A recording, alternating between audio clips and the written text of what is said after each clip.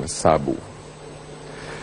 DPA, pemain sinetron di salah satu televisi swasta, harus berurusan dengan pihak kepolisian narkotika Polres Metro Jakarta Selatan karena kedapatan memiliki satu linting ganja dengan berat 0,4 gram.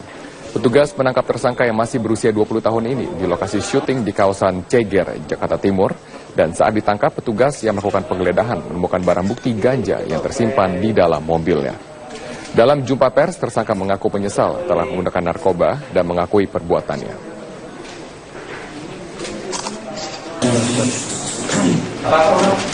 Saya sudah sangat menyesal sudah mencoba barang-barang begitu dan janji akan berubah. Saya menyesal banget. Dapat dari mana, Bang? Barangnya, Bang? Cukup kali masalah ini. Demikian informasi kami dalam Headline News. Tetaplah. Anda menyaksikan News Update bersama saya Ani Rahmi. Pemerintah berencana akan mengatur aturan cuti untuk pejabat negara. Pengaturan cuti ini untuk mengatasi penyimpangan dalam kegiatan pejabat negara. Sejumlah pejabat negara yang diatur seperti bupati, kepala lembaga, termasuk anggota DPR. Dalam rapat terbatas di Istana Negara, Presiden Joko Widodo meminta Menpan mengatur aturan cuti secara menyeluruh. Presiden juga meminta pejabat negara yang mengambil cuti nanti tetap mendahulukan kepentingan negara dibanding hak untuk cuti. Pengaturan cuti sangat penting untuk memberikan suasana baru dan penyegaran bagi pejabat negara dan mengantisipasi pejabat negara yang memanfaatkan dinas kerja dengan alasan cuti. Minta pengaturan cuti bagi pejabat negara dipikirkan, dirumuskan, dirancang secara matang, sejelas-jelasnya, dan pastikan juga bahwa dalam keadaan mendesak, pejabat negara harus tetap betul-betul mendahulukan kepentingan negara dibandingkan untuk mengambil haknya untuk cuti. Itu sebagai pengantar. Pada hari Rabu, total ada 644 paket proyek dengan nilai kontrak 8,81 triliun rupiah yang tersebar pada seluruh daerah di tanah air. Penandatanganan proyek ini sekaligus untuk merubah tradisi lama, di mana biasanya penyerapan anggaran baru dimulai pada bulan Mei, kini dipercepat menjadi bulan Januari. Selain menyaksikan langsung penandatanganan kontrak di Jakarta, Presiden Joko Widodo juga menyaksikan melalui telekonferensi penandatanganan kontrak di 5 lokasi yang berbeda secara bersamaan, yakni Medan, Banjarmasin, Surabaya, Manado, dan Jayapura. Tiap lokasi ditandatangani sebanyak 10 paket yang terdiri dari paket kontraktual, baik pekerjaan fisik maupun jasa konsultasi di bidang jalan dan jembatan, sumber daya air, infrastruktur, pemukiman, dan penyediaan perumahan. Presiden Jokowi ingin dengan dimulainya pengerjaan sejumlah proyek ini, maka dapat menyerap sejumlah tenaga kerja lokal dan muatan produksi dalam negeri. Memang ini loh, memang ini pola-pola lama. Itu ngebutnya tuh saya sudah ngomong kan. Ngebutnya itu pasti di bulan-bulan September, Oktober, November, Desember. Nah, ini yang mau kita rubah hari ini. Dirubah maju semuanya ke awal Januari. Dan tadi alhamdulillah bahwa di bulan Januari ini PU saja ada 1026 paket yang angkanya 25 triliun. Ini gede sekali. Ini akan memberikan stimulasi, memberikan dorongan kepada growth, pada pertumbuhan ekonomi. Ini yang akan saya dorong tidak hanya di Kementerian PU. Sebentar lagi mau saya telepon ini Kementerian Pertanian. Sudah dimulai belum? Saya yakin sudah dimulai. Pemirsa, puluhan rumah. Pemirsa, 3 pekerja tewas akibat terjatuh dari lantai 4 di sebuah plaza modern di Malang, Jawa Timur. Mereka tewas setelah gondola yang ditumpanginya jatuh saat para korban sedang memperbaiki lampu reklame di mal tersebut. Peristiwa tragis yang menewaskan 3 orang pekerja maintenance ini terjadi di Plaza Mitra 1, Jalan Agus Salim, Kota Malang, Selasa siang. Sebelum meninggal dunia, 3 orang korban yang diketahui bernama Suprayitno, Andreas Yudiono, dan Abin, warga Surabaya ini sedang memperbaiki lampu reklame mal dengan menggunakan gondola. saat sedang memperbaiki lampu reklame yang berada di lantai 4 di ketinggian 25 meter. Tiba-tiba tali penahan gondola putus dan akhirnya jatuh di halaman lantai depan mal. Dari hasil olah kejadian perkara, polisi menduga gondola putus karena tidak kuat menahan beban.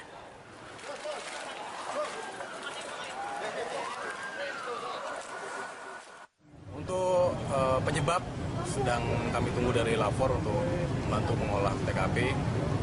Namun dugaan itu ada kren jatuh, kemungkinan ada ketidakseimbangan di atas, yang mana mungkin pekerjaannya lebih berat daripada beban yang penahannya, itu menyebabkan jatuh. Namun lebih pastinya nanti akan dilakukan olah TKP dari. Kita beralih ke informasi lain, pemirsa. Putusan Majelis Hakim Pengadilan Negeri Palembang yang menolak gugatan perdata Kementerian Lingkungan Hidup dan Kehutanan ini terhadap PT BMH mendapat banyak respon negatif. Namun Hakim Parlas Nababan hanya menanggapi santai respon tersebut.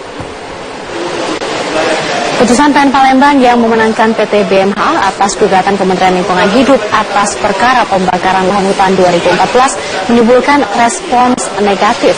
Respons tersebut ditunjukkan masyarakat melalui berbagai meme di dunia maya kepada Majelis Hakim Parlas Nababan yang memutuskan perkara tersebut. Namun, Ketua Majelis Hakim Parlas Nababan menanggapi dingin respons di dunia maya. Parlas mengaku putusannya sudah sesuai dengan prosedur dan rasa keadilan masyarakat tanpa merinci pertimbangan yang digunakannya dalam memutus gugatan pembakaran 20.000 hektar lahan di Ogan Komering Ilir, Sumatera Selatan tahun 2014. Hanya dalam putusan kita kan sudah lengkap. Soal orang memberikan tanggapan kan boleh-boleh saja. Kan kalau mau komprehensif baca putusan kita sudah kita masukkan di dalam direktori putusan. Ya. Saya enggak baca ya. Ya. Enggak baca di media sosial. Iya, enggak baca media sosial. Ya. Oke. Udah tugas kita orang berbeda pendapat, yang penting hati nurani kita yang mempertimbangkannya. Ya. Jadi dari putusan itu sudah menurut majelis hakim sudah lepas. Oh iya dong, masa orang sudah diputus ya sudah sesuai dengan rasa keadilannya lah, masa putus tidak sesuai dengan rasa keadilan. Ya kan? Oke, makasih. Makasih. Sebelumnya putusan Pengadilan Negeri Palembang yang menolak gugatan Kementerian Lingkungan Hidup dan Kehutanan terhadap PT BMH mengejutkan publik. PN Palembang meyakini KLHK sebagai penggugat tidak bisa membuktikan bahwa PT BMH melakukan perbuatan melawan hukum. Satu lagi keputusan pengadilan di negeri ini mengundang respon negatif masyarakat. Perkara gugatan Kementerian Lingkungan Hidup dan Kehutanan terhadap sebuah perusahaan pemegang konsesi lahan hutan mentah di ranah meja hijau. Majelis Hakim Pengadilan Negeri Palembang, Parlas Nababan, menolak tuntutan KLHK terhadap PT BMH yang dituding sebagai pihak pembakar lahan hutan konsesi seluas 20.000 hektar di wilayah Ogan Komering Ilir tahun 2014. KLHK menggunakan pasal 1365 KUH Perdata dan menggugat sebesar 7,9 triliun rupiah. Pokok dari sangkaannya adalah seseorang atau badan hukum melakukan perbuatan melawan hukum yang diawali sebab dan akibat hingga menimbulkan kerugian. Namun atas dasar tersebut, Majelis Hakim menilai tidak ada hubungan sebab dan akibat antara peristiwa kebakaran hutan dengan tanggung jawab PT BMH. Meski Hakim meyakini dan membenarkan terjadinya peristiwa kebakaran lahan di wilayah konsesi PT BMH, akan tetapi KLHK tidak bisa membuktikan PT BMH sebagai penyebab kebakaran tersebut. Mendengar putusan itu, Walhi Sumatera Selatan menganggap Majelis Hakim Parlas Nababan tidak kompeten dalam menangani masalah ini. Dalam kaitan ini, Walhi juga akan melakukan uji publik terhadap keputusan hakim. Hal serupa juga akan dilakukan oleh Kementerian Lingkungan Hidup dan Kehutanan. Menteri LHK, Siti Nurbaya, menyatakan akan melakukan banding ke tingkat pengadilan yang lebih tinggi. Pemerintah menggugat perdata PT BMH yang merupakan anak perusahaan PT Sinarmas sebesar 7,9 triliun rupiah atas kasus kebakaran hutan dan lahan di areal konsesinya. Pemerintah menganggap PT BMH tidak serius dan lalai dalam mengelola izin yang diberikan hingga kebakaran berulang di tahun 2014 dan 2015.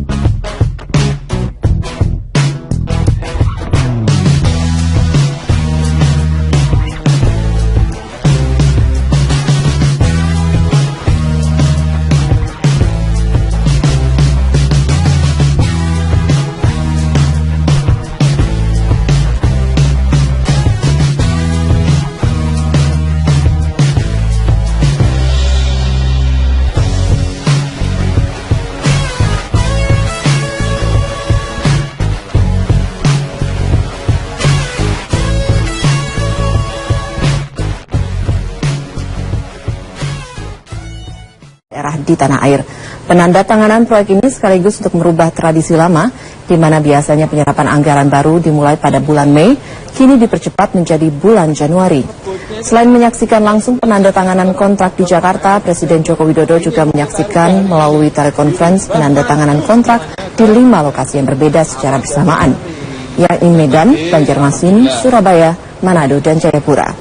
Tiap lokasi ditandatangani sebanyak 10 paket yang terdiri dari paket kontraktual, baik pekerjaan fisik maupun jasa konsultasi di bidang jalan dan jembatan, sumber daya air, infrastruktur, pemukiman, dan penyediaan perumahan. Presiden Jokowi ingin dengan dimulainya pengerjaan sejumlah proyek ini, maka dapat menyerap sejumlah tenaga kerja lokal dan muatan produksi dalam negeri. Memang ini loh, memang ini pola-pola lama. Itu ngebutnya itu saya sudah ngomong kan. Ngebutnya itu pasti di bulan-bulan September, Oktober, November, Desember. Nah, ini yang mau kita rubah hari ini. Dirubah maju semuanya ke awal Januari. Dan tadi alhamdulillah bahwa di bulan Januari ini PU saja ada 1026 paket yang angkanya 25 triliun. Ini gede sekali. Ini akan memberikan stimulasi, memberikan dorongan kepada growth, pada pertumbuhan ekonomi. Ini yang akan saya dorong tidak hanya di Kementerian PU. Sebentar lagi mau saya telepon ini Kementerian Pertanian. Sudah dimulai belum? Saya yakin sudah dimulai. Pemirsa, rapor kinerja Kabinet Jokowi JK yang dirilis Kementerian Pendayagunaan Aparatur Negara dan Reformasi Birokrasi yang muncul di tengah isu akan adanya reshuffle menuai polemik dan perdebatan dari sejumlah pihak. Menpan RB Yudi Krisnandi dinilai tidak etis dan bertindak di luar kewenangannya. Apalagi hasil penilaian tersebut menempatkan Kemenpan RB masuk dalam peringkat 3 terbaik. Partai pendukung pemerintah mempersoalkan langkah Menteri Pendayagunaan Aparatur Negara dan Reformasi Birokrasi Yudi Krisnandi yang membuat penilaian akuntabilitas kinerja kementerian dan lembaga. Persoalannya, Kemenpan Reformasi Birokrasi menilai diri sendiri dan menempatkan Kemenpan Reformasi Birokrasi pada peringkat ketiga terbaik. Kan lucu kalau ada satu lembaga menilai dirinya sendiri. Dalam hal ini kan Kemenpan RB ya juga menilai kinerja dari kementeriannya sendiri. Berdasarkan penilaian Kemenpan Reformasi Birokrasi, Kejaksaan Agung berada pada peringkat 77, yang merupakan peringkat paling bawah. Padahal Kejaksaan Agung menyandang predikat wajar tanpa pengecualian atau WTP dari BPK. Pemberantasan korupsi dijalankan, 1.800 lebih perkara ditangani saat ini. Jadi itu tanya PAN lah, jangan tanya saya. Ya? Saya tidak dalam kasus menerima dan tidak menerima. Yang pasti saya tanya kriterianya apa. Oke, terima kasih ya. Menpan Reformasi Birokrasi Yudi Krisnandi mengumumkan hasil penilaian akuntabilitas kinerja 77 kementerian dan lembaga pada Senin lalu. Dia mengklaim penilaian tersebut sangat akademis, komprehensif, dapat dipertanggungjawabkan, dan memiliki dasar hukum yang kuat. Namun menurut pihak Partai Kebangkitan Bangsa, penilaian yang menemukan 3 menteri asal PKB berada pada urutan terbawah. Apa yang disampaikan oleh Pak Yudi ini lebih genit dan narsis. Itu tidak ada kewenangan Menteri Pan RB itu memberikan penilaian. Kewenangannya hanya sebatas menghimpun dan mengkompilasi. Tidak ada kewenangan menilai. Mungkin Pak Menpan ini perlu belajar. Penilaian akuntabilitas kinerja kementerian dan lembaga yang dipublikasikan ini juga menuai kritik dari pengamat politik. Salah dalam soal etik, kok orang yang menilai ikut menjadi bagian yang dinilai, kira-kira begitu, dengan syarat dan ketentuan yang ia buat sendiri. Nah, di situ menurut saya. Langkah Menteri Yudi Krisnandi yang berasal dari Partai Hanura dianggap syarat muatan politik karena akuntabilitas kinerja kementerian dan lembaga tersebut diumumkannya saat wacana perombakan Kabinet Jilid 2 sedang bergulir. Tim Liputan Metro TV. Sejumlah pejabat tinggi negara menanggapi beragam laporan kinerja atas lembaga yang mereka pimpin. Meski menerima hasil penilaian, tidak semua menyatakan setuju atas penilaian kinerja yang dilakukan Kementerian PAN dan Reformasi Birokrasi.